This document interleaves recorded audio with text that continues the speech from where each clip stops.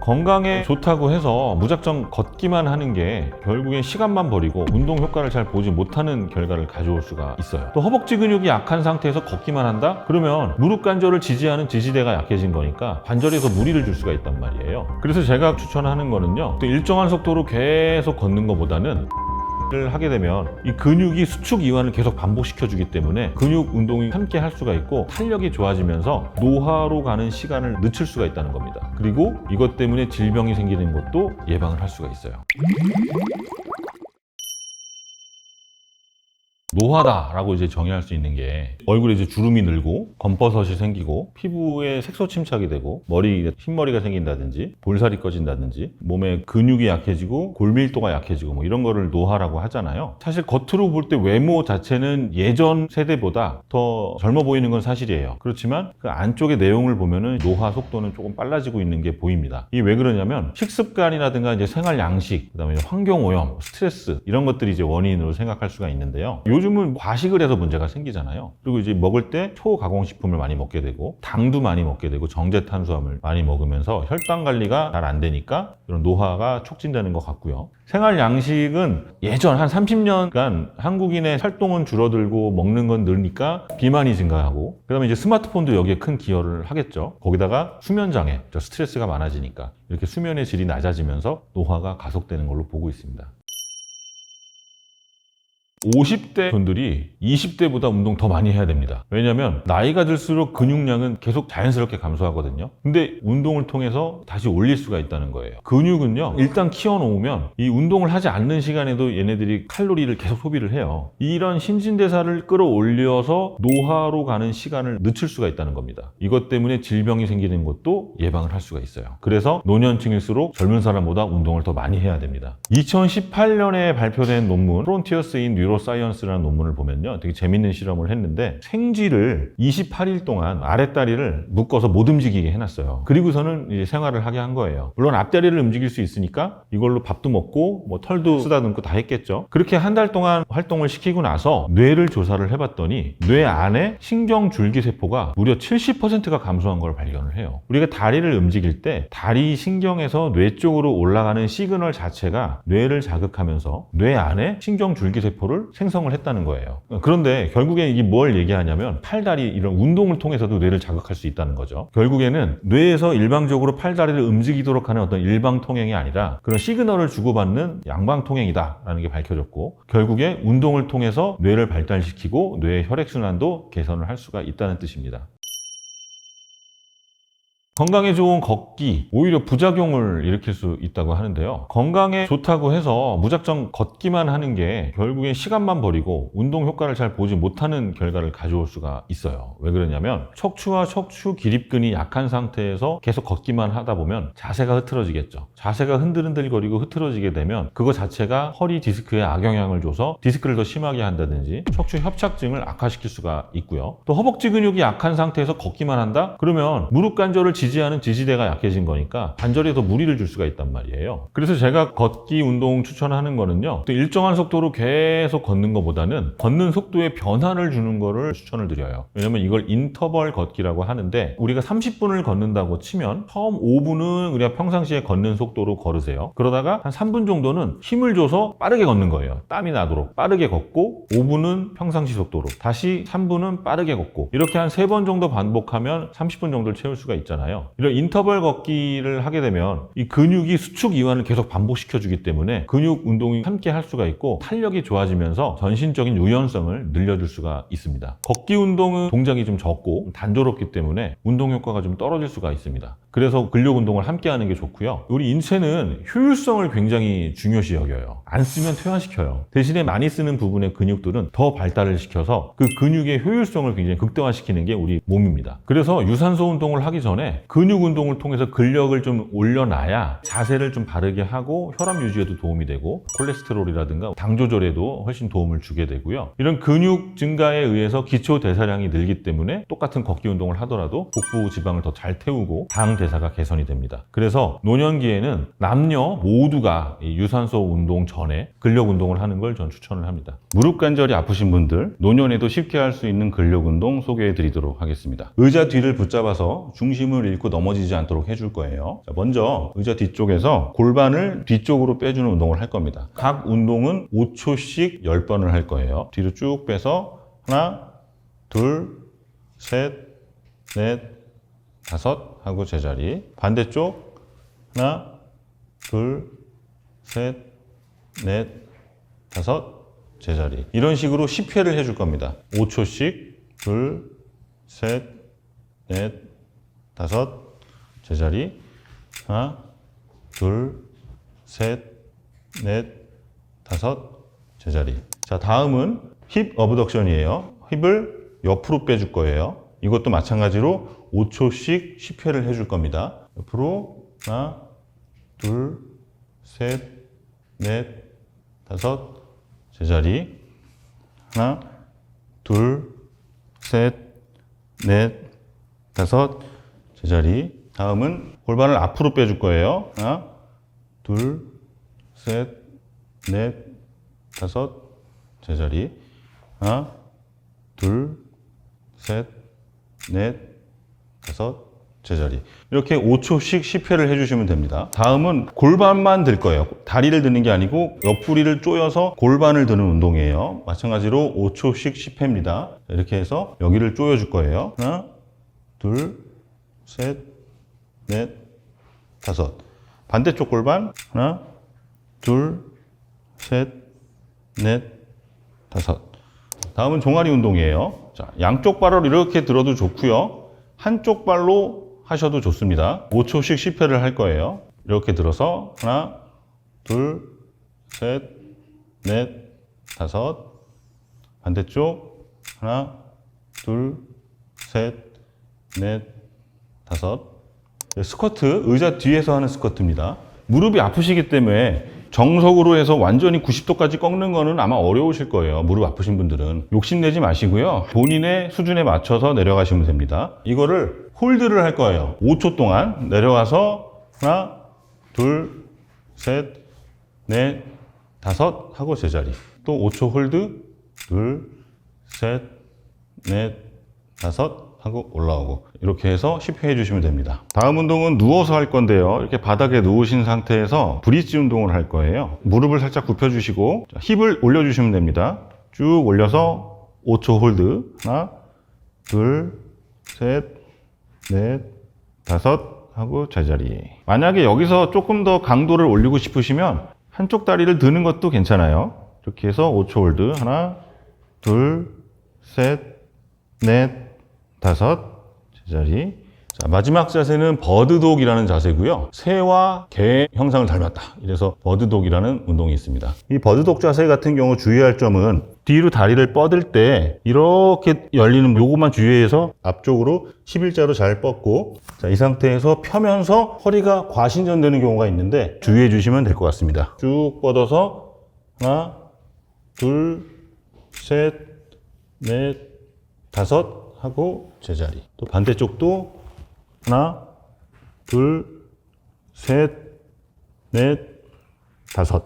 운동할 때 주의하실 점은 10% 정도의 통증이 있는 건 괜찮지만 그 이상으로 아프다, 아니면 점차 심해지는 통증이 있다, 이러면 반드시 동작을 멈추고 좀 쉬어야 됩니다. 쉬고 나서 다시 운동했는데 또 아프다? 그때는 병원 가서 꼭 전문의 선생님하고 상의를 해보셔야 돼요.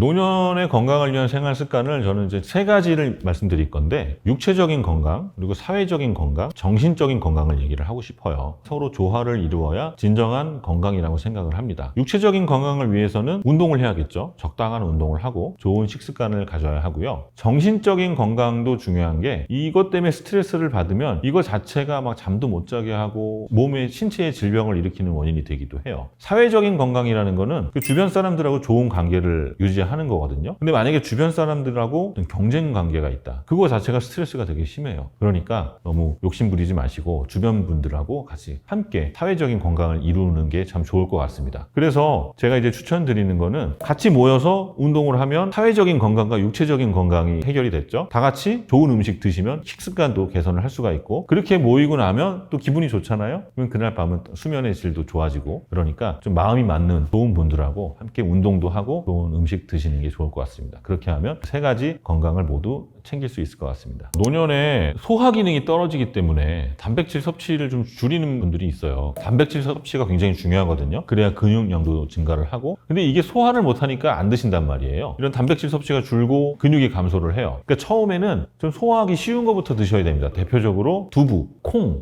생선, 계란찜, 치아가 약하면 똑같은 음식을 먹더라도 굽는 것보다는 부드럽게 삶거나 찌는 방식으로 조리를 하면은 소화에 부담 없고 치아에도 부담 없이 단백질을 섭취를 할 수가 있어요. 50대 여성 환자분이셨는데 이분 운동을 너무너무 좋아하세요. 근데 어느 순간부터 운동만 하면은 무릎이 너무 아픈 거예요. 저한테 막 하소연을 하는 거예요. 어떻게 이럴 수가 있냐고. 그러니까 삶의 질이 많이 떨어지죠. 근력 운동 같은 걸 해서 근육을 키워주면은 무릎이 더 유연해지기 때문에 관절염 진행을 좀 막을 수가 있고, 근육량 자체가 많아지니까 혈압도 안정화가 되고 혈당도 안정화가 되고, 그런 만성 질환도 예방하죠. 하루 3분만 앉을 수 있으면 할 수 있는 운동법 준비를 해봤습니다. 먼저 허벅지부터 시작을 하겠습니다.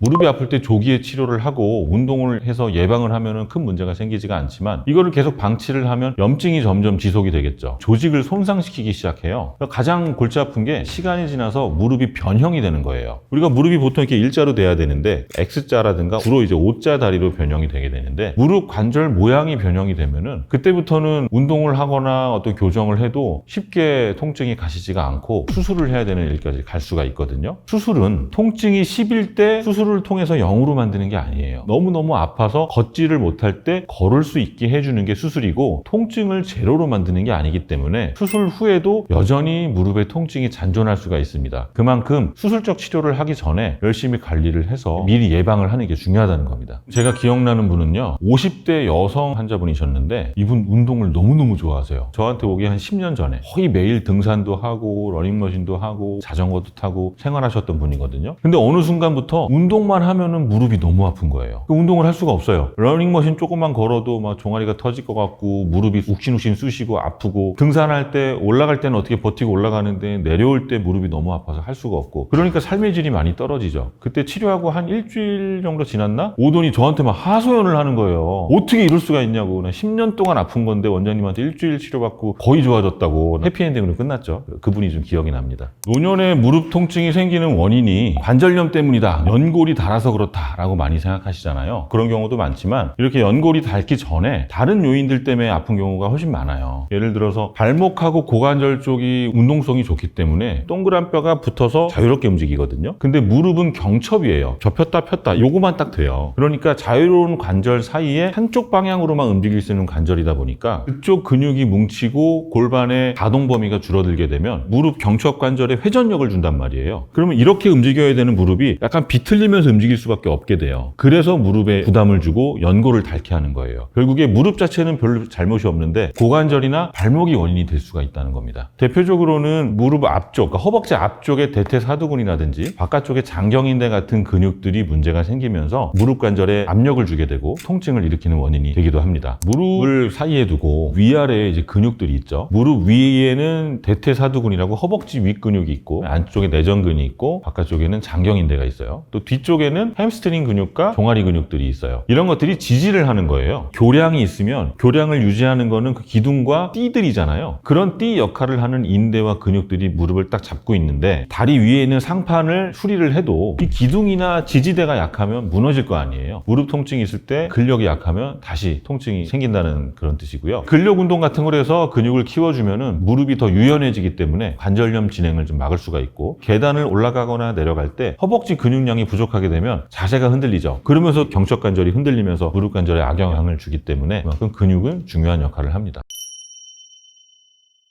통증이 없어야 운동을 할 수 있잖아요. 아파 죽겠는데 그걸 참고 운동할 수는 없잖아요. 운동 전에는 무릎 주변 근육을 좀 이완시켜주고 풀어주는 게 되게 좋아요. 그 중에 가장 편한 거는 무릎 앞에 근육하고 안쪽 근육을 좀 풀어주는 거고요. 중간에서 아래로 이렇게 타고 내려가다 보면 덜컥 걸리거나 아픈 부위가 있어요. 허벅지 앞쪽도 마찬가지예요. 이렇게 쭉 내려가거나 밑에서부터 올라가다 보면 몽울같이 덜컥하고 걸리거나 아픈 부위를 찾을 수가 있습니다. 그 부위를 지그시 눌러주는 게 일단 마사지의 시작이에요. 쭉 10초에서 20초 정도 눌러주시고요. 그거를 좀 반복을 하세요. 쭉 올라가서 눌러주고, 너무 심한 부위는 한 30초 정도 가만히 눌러줘요. 그리고 나서 한번 움직여 보세요. 다리가 훨씬 가벼워진 거 느낄 수 있습니다. 운동 전에 이거 꼭 하고 운동을 시작하세요. 하루 3분만 앉을 수 있으면 할 수 있는 운동법 준비를 해봤습니다. 이거는 준비물이 하나 필요한데요. 없어도 큰 상관은 없지만 있으면 더 좋습니다. 이런 인형 이런 것도 있어도 되고요. 아니면 일반 쿠션 있잖아요. 베개도 괜찮아요. 그런 거 하나 있으면 먼저 준비를 해주시고요. 각 운동은 30초간 유지를 하게 되고요. 먼저 허벅지부터 시작을 하겠습니다. 의자 끝을 잡고요. 허벅지를 번갈아 들어주세요. 30초간. 하나, 둘, 셋, 넷. 이런 식으로 허벅지를 번갈아서 30초간 들어주시고요. 30초 운동이 끝나면 무릎을 펴줄 겁니다. 하나, 둘, 하나, 둘. 허벅지 앞쪽 근육에 조이는 느낌을 가지셔야 돼요. 쭉 들어서 니 익스텐션을 해줍니다. 다음 운동은 인형이나 쿠션, 베개를 준비하시면 되고요. 이 허벅지 사이에다 끼고 조여주는 거예요. 30초간 쭉 당겨서. 중간에 힘들면 살짝 풀었다가 다시 한번 조여주시고요.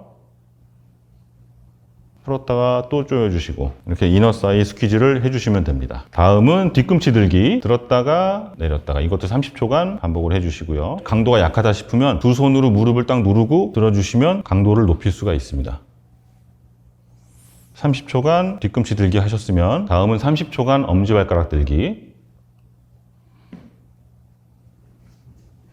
자, 마지막은 스쿼트예요. 의자 끝에 살짝 엉덩이를 걸쳐서 내려갔다가 올라오고, 내려갔다가 올라오고. 맨 마지막에는 스트레칭을 해줄 거고요. 허벅지 앞쪽 대퇴사두근하고 장요근을 스트레칭 해줄 거예요. 이 방법은 살짝 옆으로 해서 허벅지를 뒤쪽으로 쭉 빼서 늘려주는 거예요. 30초간 해줍니다. 반대쪽도 마찬가지로 허벅지를 뒤로 해서 뒤쪽으로 늘려줍니다. 이렇게 하루 3분만 있으면 앉아서 할 수 있는 하체 근력 운동 소개해 드렸습니다. 이 운동할 때 무릎에 소리 나는 경우 있어요. 뭔가 덜그럭 소리가 나거나 뻑 하는 소리가 나는 경우가 있어요. 왜 소리가 나지? 하고 자꾸 움직여 보세요. 그거 안 돼요. 그 소리가 나는 이유는요, 힘줄끼리 부딪히거나 힘줄이 뼈 모서리에 이렇게 갈리는 소리거든요. 계속 갈리면 어떻게 돼요? 뚝 끊어질 수가 있단 말이에요. 아니면 계속 갈리다가 결국에 염증 때문에 이게 퉁퉁 붓게 되면 하고 싶은 운동 못 하겠죠. 그러니까 소리가 날 때는 일단 운동을 좀 멈추셔야 되고요. 그 다음에 이렇게 봤을 때 무릎이 좀 아픈데 한쪽 무릎이 더 커요. 그럴 때는 좀 의심을 해봐야 돼요. 이렇게 무릎뼈를 눌러보셨을 때 출렁출렁 거릴 때가 있거든요. 거기 물 찼을 가능성이 높아요. 무릎뼈가 출렁출렁 거리고 이쪽이 더 두꺼워 보일 수가 있습니다. 물일 수도 있고 피일 수도 있고 세균 감염에 의한 염증일 수도 있거든요. 그러니까 꼭 병원에서 무릎이 두꺼워졌거나 무릎뼈가 출렁거리거나 빨갛게 올라오면 꼭 가보셔야 되고요. 그리고 무릎이 갑자기 힘이 툭 빠지면서 주저앉는 경우도 있어요. 아니면 오금이라든가 무릎 앞쪽으로 찌릿찌릿한 경우는 이게 신경통일 수도 있고 아니면 허리 쪽 문제일 수도 있으니까 이때도 꼭 병원에서 전문의 선생님하고 상담을 해보셔야 됩니다. 하체 근육이 안정화가 되잖아요. 하체 근육이 코어 근육과 연결이 되죠. 코어 근육은 허리 통증을 예방하는 데 도움이 됩니다. 골반 자체가 좀 유연해지죠. 골반과 허리의 통증을 완화하고 질병을 예방할 수가 있고요. 근육량 자체가 많아지니까 혈압도 안정화가 되고 혈당도 안정화가 되고, 그럼 만성질환도 예방하죠. 그 다음에 체중이 관리가 되니까 또 비만도 예방을 할 수가 있고, 비만으로 오는 사회적인 문제, 우울증 이런 것도 예방을 할 수가 있겠죠. 이거는 근력이 약한 분들이 하는 게 좋아요. 근력이 약한 노년층, 무릎 수술을 하면은 근력이 약해지니까 그런 재활이 필요한 분들 하시면 좋고요. 시간이 없어서 따로 운동 시간 못 내는 분들, 그런 분들 실내에서 바로 할 수가 있죠. 직장 생활 때문에 의자에 오래 앉아 있는 분들도 이 운동 참 좋고요. 무릎뿐만이 아니고요, 고관절이나 발목이 좋지 않아도 이 운동 따라 하시면 좋은 효과를 볼 수가 있습니다. 이 운동은 당연히 수술한 분도 따라 할 수가 있죠. 특히 수술한 분들 되게 열심히 하셔야 되는 게, 이 수술 후에 대퇴사두근 운동 안 하면 대퇴사두근이 약해지잖아요. 그러면 또 안 좋을 수가 있죠. 대퇴사두근, 햄스트링, 종아리 근육 이런 부분들을 단련을 하게 되면 무릎 자체가 안정성이 높아지니까 인공관절 자체의 수명을 5년에서 10년 보잖아요. 그 수명 자체를 좀 늘릴 수가 있는 장점이 있습니다. 대신에 이제 수술하신 분들은 개개인의 차이가 있잖아요. 수술 방법도 다 차이가 있을 거고 그냥 혼자서 하지 마시고 꼭 주치의님하고 상의해서 운동 프로그램을 만드는 게 좋을 것 같습니다. 나이가 많을수록 더 열심히 해야죠. 젊은 사람보다는 나이 많은 사람이 똑같은 근육량을 얻기 위해서는 더 많이 운동을 해야 되기 때문에 그렇습니다. 운동을 더 열심히 해서 관절염 예방해야 되고요. 관절염 자체를 운동을 통해서 완전히 극복하는 것은 어려워요. 충분히 관절염의 진행을 늦추고 관절 건강을 개선할 수 있다는 데서 그 의미가 있고요. 이런 운동을 통해서 근육이 강화가 되면 전체적인 신체 밸런스가 좋아지잖아요. 이 관절의 부담이 줄어듭니다. 관절에 가해지는 압력 자체가 줄어서 충분히 관절 건강을 지킬 수가 있기 때문에 연세가 있어도 반드시 운동을 하셔야 되고요. 이 운동을 통해서 또 체중이 또 감소가 되잖아요. 체중이 줄어드니까 관절의 부담을 또 줄여주겠죠. 그러니까 꼭 하체 운동 하셔야 됩니다. 앞에서는 제가 실내에서 할 수 있는 특히 의자나 매트를 가지고 할 수 있는 운동을 소개해 드렸잖아요. 그래도 여건이 된다면 밖에서 운동하는 게 더 좋겠죠. 주로 이제 수영, 걷기, 자전거 타기 같은 걸 추천을 하는데요. 이런 운동을 할 때도 또 부상을 방지해야 되겠죠. 그러기 위해서는 자전거 같은 경우에는 안장 높이를 나한테 잘 맞춰야 되고요. 페달을 밟을 때 너무 세게 밟으면 그게 무릎에 좀 무리를 줄 수 있어요. 그런 거 좀 주의해 주시고 운동 전후에는 반드시 마사지와 스트레칭을 병행을 해 주셔서 몸을 충분히 이완시키고 운동해 주시는 게 좋겠습니다.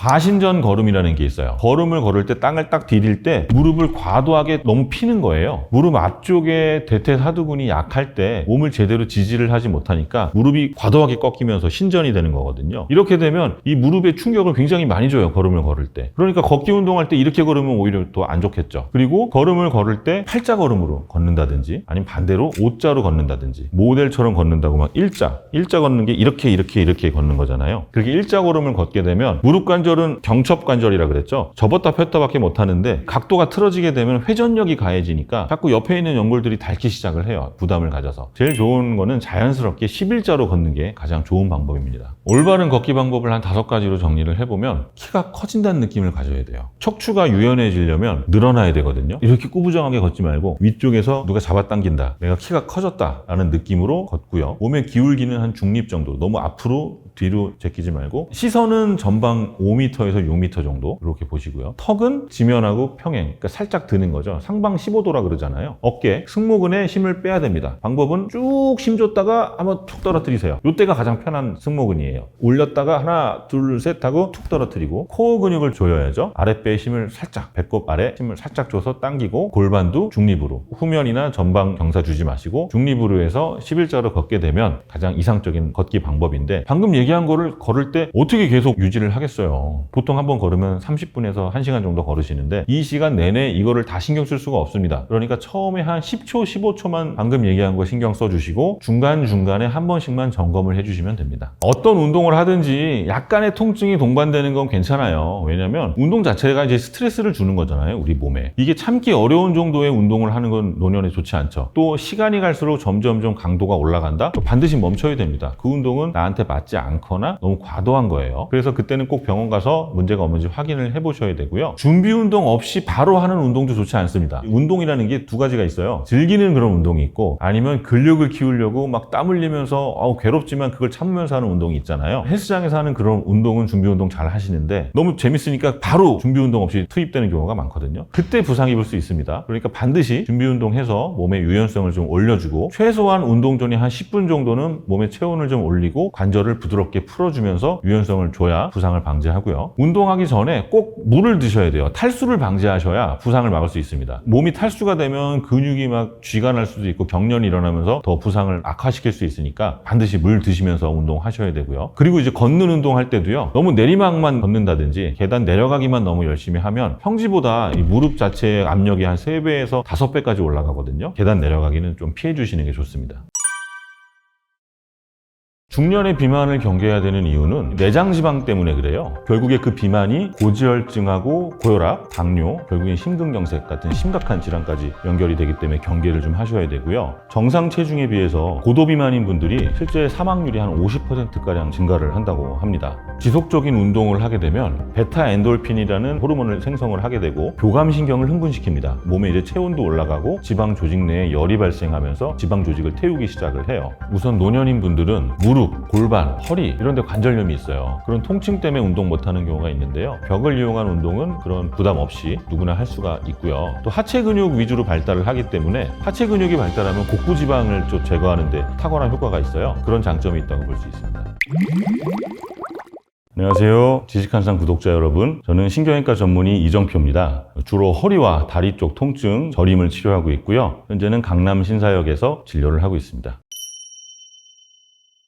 첫 번째, 비만은 수명하고 관련이 있기 때문에 그래요. 보통은 체중을 나눌 때 저체중, 정상체중, 과체중 이렇게 세 개로 나누는데 정상체중에 비해서 고도비만인 분들이 실제 사망률이 한 50%가량 증가를 한다고 합니다. 또 둘째는 비만 자체가 면역력을 좀 저하시켜요. 면역을 담당하는 것 중에 T세포라는 게 아주 중요한 역할을 하는데요. 비만인 분들이 이 T세포 숫자가 감소를 하면서 면역력까지 좀 저하한다고 합니다. 이런 문제들 때문에 비만이 고지혈증, 고혈압, 당뇨, 심장, 뇌혈관 질환까지 유발을 하게 돼서 결국에는 만성질환을 유발하기도 하고요. 또 관절염도 생기면 삶의 질이 많이 떨어지겠죠. 비만인 분들은 잠을 잘 때 호흡곤란 그리고 수면 무호흡이 발생을 할 수가 있고 이게 계속되다 보면 심리적 스트레스와 우울증, 불안, 결국에 자존감 하락까지 오는 전신적인 문제들을 발생하게 됩니다. 중년의 비만을 경계해야 되는 이유는 내장지방 때문에 그래요. 결국에는 우리가 살이 찔 때 소아일 때는 전신적으로 살이 찌는 경우가 많지만 중년에서는 내장지방 위주로 살이 찌는 경우가 많습니다. 체중보다는 체형을 잘 봐야 돼요. 체중 자체가 많이 늘었다기보다는 팔다리가 얇고 배가 나오는, 그러니까 허리 둘레를 굉장히 중요시 여기게 되죠. 그래서 젊은 층의 비만은 에너지가 좀 과잉이 되고 활동량이 부족하면서 오는 비만이라면 중년의 비만은 음주, 스트레스 이런 사회적 요인들이 비만을 유발을 하게 됩니다. 결국에 그 비만이 고지혈증하고 고혈압, 당뇨, 결국엔 심근경색 같은 심각한 질환까지 연결이 되기 때문에 경계를 좀 하셔야 되고요. 보통은 1년에 1%씩은 기초대사량이 줄어들기 때문에 젊었을 때만 생각하고 똑같은 양을 먹는다면 결국에 누적이 돼서 1년에 한 2kg 정도는 체중이 증가를 하게 됩니다. 지속적인 운동을 하게 되면 이게 식욕을 조절하는 뇌신경세포에 약한 스트레스를 주면서 체내의 에너지 소모를 늘리기 시작을 해요. 너무 강한 스트레스가 오면은 뇌세포 자체가 일을 안 하거나 죽어버리는데 약한 스트레스는 베타 엔돌핀이라는 호르몬을 생성을 하게 되고 교감신경을 흥분시킵니다. 몸에 이제 체온도 올라가고 지방 조직 내에 열이 발생하면서 지방 조직을 태우기 시작을 해요. 운동을 할 때 근육세포에서 발생하는 인터류킨 6라는 게 신경세포에 스트레스를 유발을 하고 지방 연소를 시키게 되는 겁니다.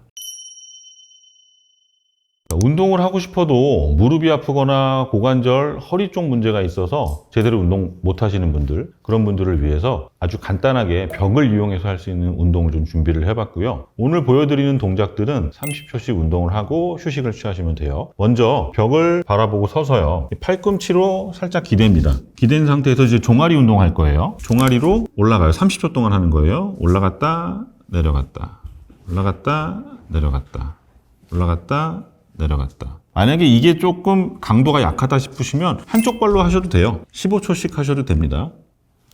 이런 식으로 반대쪽도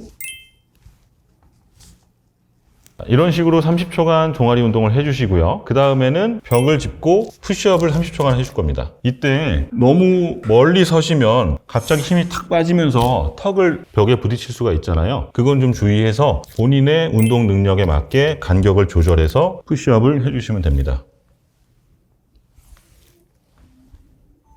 자, 이렇게 30초간 푸시업이 끝났으면 그 다음에 팔꿈치를 대고 사이드 플랭크,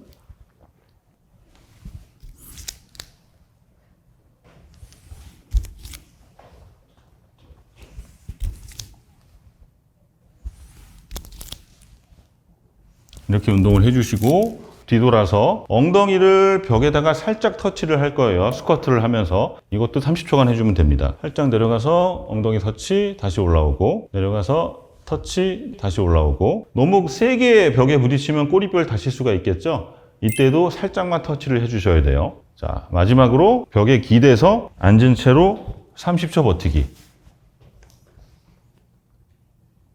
오늘 알려드린 방법, 벽을 이용해서 할 수 있는 간단한 방법이고요. 이 운동을 꾸준히 해주신다면 노년에도 부상 없이 무릎 통증 있어도 할 수 있는 운동, 충분히 근력을 키울 수 있을 것 같습니다. 우선 노년인 분들은 무릎, 골반, 허리 이런 데 관절염이 있어요. 그런 통증 때문에 운동 못하는 경우가 있는데요. 벽을 이용한 운동은 그런 부담 없이 누구나 할 수가 있고요. 또 실내에서 특별한 도구가 없이 할 수 있기 때문에 비용이 들지가 않고 또 시간 제약도 없죠. 실내에서 하는데 쿵쿵거리면은 층간소음 때문에 문제될 수 있잖아요. 이 운동은 층간소음에 대한 부담이 없습니다. 또 하체 근육 위주로 발달을 하기 때문에 하체 근육이 발달하면 복부 지방을 좀 제거하는 데 탁월한 효과가 있어요. 그런 장점이 있다고 볼 수 있습니다. 유연성이 증가를 하죠. 유연성이 증가하는 이유는 하체와 코어 근육이 안정이 되면서 자세가 좋아지고 전신 유연성이 증가를 하죠. 스트레스가 감소하면 심리적인 안정감도 생깁니다. 우울증도 예방할 수 있고 결국에는 이게 혈압을 낮추고 혈당을 개선하는 효과를 봅니다. 운동할 때 허리를 구부정하게 해서는 안 돼요. 허리는 반드시 펴고 골반 경사각을 유지를 한 상태에서 운동을 해야 부상 없이 효과를 볼 수 있고요. 벽을 대고 운동하는 거기 때문에 욕심부리거나 중심을 잃으면 벽에다가 턱을 부딪힐 수 있겠죠. 부상당할 수 있어요. 그거 주의하셔야 되고 엉덩이로 또 벽을 터치할 때는 너무 세게 터치하면 꼬리뼈 다칠 수 있습니다. 아주 살짝 터치하는 게 중요합니다.